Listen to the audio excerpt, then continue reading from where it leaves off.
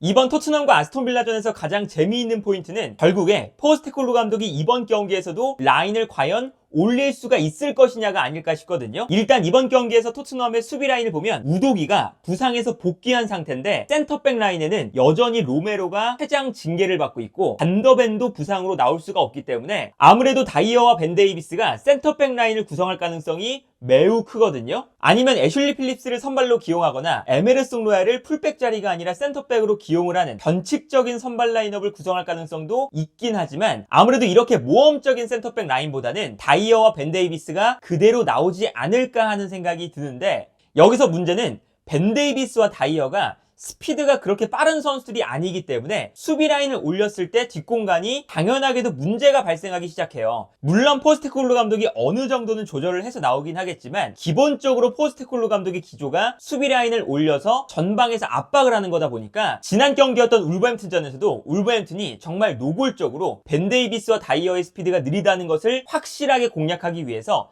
뒷공간으로 패스를 찔러주고 스피드 경쟁을 시키는 그런 장면들이 많이 나왔었거든요. 예를 들면 이런 장면입니다. 이 장면을 보시면 울버햄튼이 볼을 가지고 있을 때 앞쪽에서 다이어의 뒷공간으로 황희찬 선수가 뒤로 빠져들어가고 있고요. 뛰어들어가는 황희찬에게 단순하게 볼을 붙여주면 여기서 황희찬과 다이어가 스피드 경쟁을 하게 되죠. 그런데 여기서 다이어의 스피드가 워낙에 느리다 보니까 뛰어들어가는 황희찬의 스피드를 다이어가 전혀 따라가지 못하는 장면이 나오게 되는 건데, 이런 장면이 많이 나오다 보니까 포스테코글루 감독이 로메로와 반더벤이 없을 때 과연 수비 라인을 높게 올리는 것이 옳은 선택이냐 라는 이야기들이 토트넘 경기가 있을 때마다 계속 나올 거예요. 그리고 특히나 다이어 같은 경우에는 수비 라인을 올렸을 때 뒷공간도 문제지만 뒷공간을 굉장히 두려워하는 수비수이기 때문에 앞으로 올라와서 싸워주는 수비가 안 되거든요. 그러니까 로메로나 반더벤 같은 경우에는 본인들이 스피드에 자신감이 있으니까 수비 라인을 올렸을 때 과감하게 올라가서 압박을 해주고, 그 과감한 압박이 되다 보니까 아무래도 토트넘이 전방에서 조금 더 볼을 빼앗아 올 수 있는 찬스들이 만들어졌어요. 이 장면을 보시면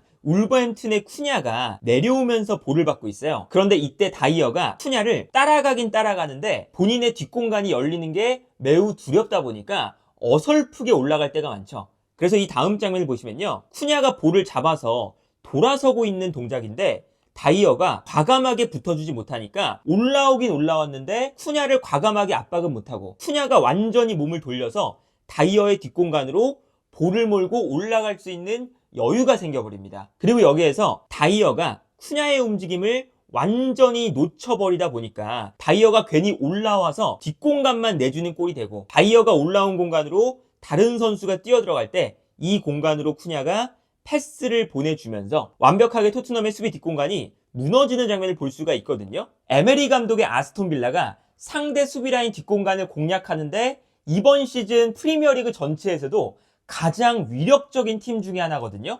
아스톤빌라의 축구가 재밌는 점이 뭐냐면 상대방이 볼을 소유한 상태에서 수비 라인을 조금씩 끌어올리면 이때 아스톤빌라가 수비 라인을 과감하게 끌어올리면서 중원 라인에서 수비 라인을 만듭니다.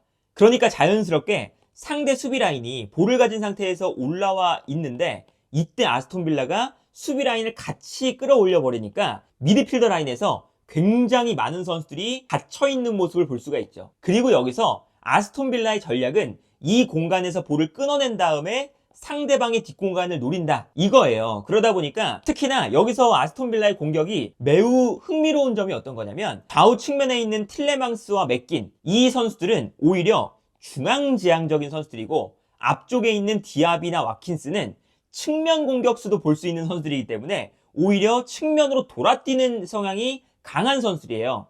그러다 보니까 중앙지역에서 아스톤빌라가 볼을 끊어냈을 때 앞쪽에 있는 와킨스나 디아비가 중앙지역으로 뛰어들어가는 것보다 측면 지역으로 돌아뛰기 시작합니다. 그러면 상대 수비가 측면으로 끌려 나가겠죠. 그리고 아스톤빌라가 좌우 측면으로 일단 패스를 뿌려주고 이 안쪽에 있는 틸레망스와 맥긴이 다시 안쪽으로 침투해 들어가면서 수비가 끌려 나갈 때 안쪽으로 다시 패스를 보내주고 여기서 득점이 나오는 패턴을 자주 가져가고 있어요. 그러니까 기본적으로 아스톤빌라가 역습을 할 때 전방에 스피드가 빠른 선수가 많은 데에 더해서 상대 수비를 끌어낸 다음에 침투하는 플레이도 굉장히 체계적으로 잘 짜여 있거든요. 예를 들면 이런 장면을 볼 수가 있습니다. 후방에서 볼을 전개하는데 이때 중앙 지역으로 측면 미드필더들이 들어오고 있죠. 그러다 보니까 후방에서 전방으로 패스를 뿌려줬을 때 앞쪽에서 볼을 받는 선수가 측면 미드필더로 기용되는 맥긴입니다. 그리고 맥긴이 중앙 지역으로 들어오면서 볼을 잡았을 때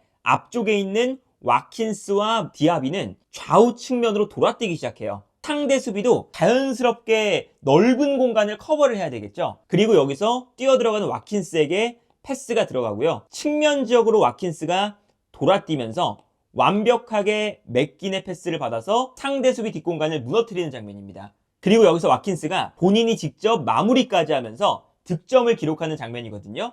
이 장면도 마찬가지입니다. 수비 라인 앞에 기본적으로 2명의 중앙 미드필더가 있고 좌우 측면에 있는 미드필더들도 안쪽으로 들어와서 결과적으로 아스톤 빌라는 중원에 4명의 중앙 미드필더가 배치되고 있는 형태를 만들고 있습니다. 그러다 보니까 상대팀 입장에서는 안쪽으로 볼을 몰고 들어올 때 아무래도 아스톤 빌라의 선수들에게 볼을 빼앗길 확률이 높아질 수밖에 없어요. 그리고 여기서 아스톤 빌라가 볼을 빼앗자마자 와킨스가 볼을 가지고 빠르게 올라가고 있거든요. 안쪽으로 들어와 있었던 맥긴도 같이 전방으로 뛰어나가기 시작합니다. 와킨스가 측면에서 볼을 가지고 중앙으로 들어올 때 오히려 맥긴이 안쪽으로 들어와 있다가 와킨스의 뒷공간으로 뛰어들어가죠. 그래서 와킨스가 본인의 뒷공간으로 뛰어들어가는 맥긴에게 먼저 패스를 줍니다. 맥긴이 볼을 잡았을 때 순간적으로 와킨스는 맥긴에게 패스를 보내주고 뒤로 돌아뛰거든요. 그때 디아비가 순간적으로 앞으로 잘라 들어가면서 상대 수비를 모두 다 디아비 쪽으로 쏠리게끔 만들어요. 그리고 이거는 당연히 와킨스가 뛰어들어갈 때 뛰어들어갈 수 있는 공간을 만들어주는 거죠. 여기서 맥긴이 볼을 잡았을 때 디아비 쪽으로 상대 수비가 쏠리니까 뛰어들어가는 와킨스에게 맥긴이 패스를 보내주고요. 여기서 와킨스가 볼을 받아서 득점을 기록하는 장면을 볼 수가 있었습니다. 그래서 토트넘이 이번 경기에서 가장 중요한 것 중에 하나가 아무래도 아스톤 빌라의 좌우 측면 미드필더들이 중앙 지역으로 들어오면서 중원 싸움의 강점을 가지다 보니까 토트넘이 볼을 전개하다가 중원에서 볼을 끊겨버리면 당연하게도 벤 데이비스와 다이어의 느린 수비 때문에 뒷공간을 공략당할 가능성이 매우 높아지거든요. 그러면 여기서 토트넘이 가장 먼저 하지 말아야 될 것은 중원 라인에서 볼을 전개하다가 뺏기는 거죠. 그런데 이번 경기에서는 비수마가 나올 수 없기 때문에 벤탄쿠르가 비수마 대신 나오고요.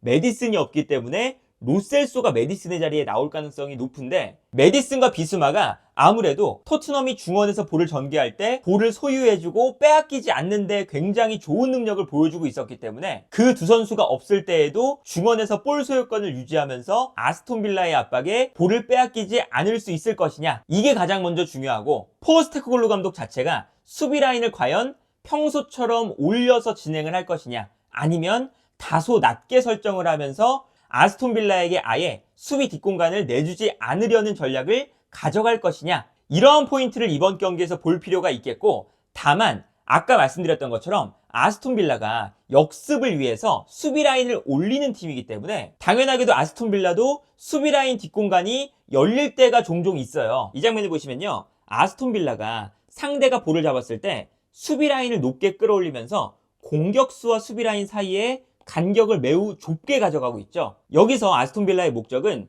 중원에서 볼을 끊어낸 다음에 상대 수비 뒷공간을 노리는 건데, 상대팀이 아스톤 빌라의 라인이 올라와 있다 보니까 공격수가 뒤로 뛰어들어가고 뛰어들어가는 공격수에게 한 번의 패스를 보내주거든요.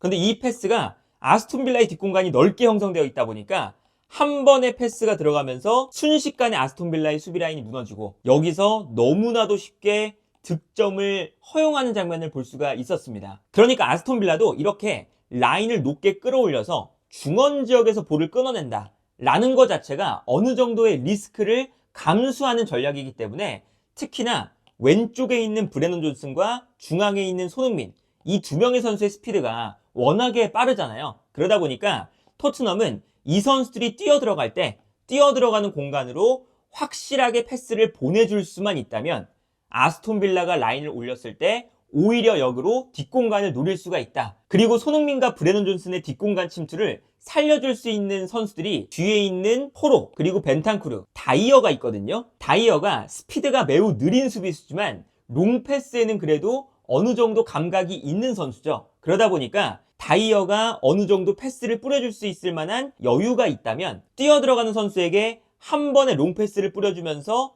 뒷공간을 공략할 수 있는 찬스가 나올 수가 있거든요. 그래서 다이어가 수비적으로 가장 불안한 선수인 동시에 아이러니하게도 아스톤 빌라의 뒷공간을 공략할 수 있는 선수 중에 한 명이기도 하다. 그리고 이번 경기에서 아스톤 빌라가 라인이 높다 보니까 토트넘이 뒷공간으로 패스를 잘 뿌려줄 수만 있다면 손흥민 선수가 득점할 가능성도 어느 정도 존재한다. 그리고 이번 경기가 토트넘에게 매우 중요한 게 어쨌든 다음 경기가 맨시티전이거든요. 그러다 보니까 이번 경기에서 포스테코글루 감독이 얼마나 라인을 높이느냐. 만약에 라인을 너무 높게 올렸을 때 이번 경기도 실패한다면 다음 경기 맨시티전에서 수비 라인을 내리는 계기가 될 수도 있는 거고, 만약에 이번 아스톤 빌라전에서 수비 라인을 어느 정도 올린 것이 성공을 한다면 맨시티전에서도 어느 정도 라인을 올리면서 경기 운영을 할 수 있는 그런 힘을 얻게 되는 거거든요. 그러다 보니까 토트넘에게도 그리고 포스테코글루 감독에게도 경기의 방식을 유지하는데 이번 경기는 전술적으로 매우 중요한 경기가 되지 않을까 싶네요.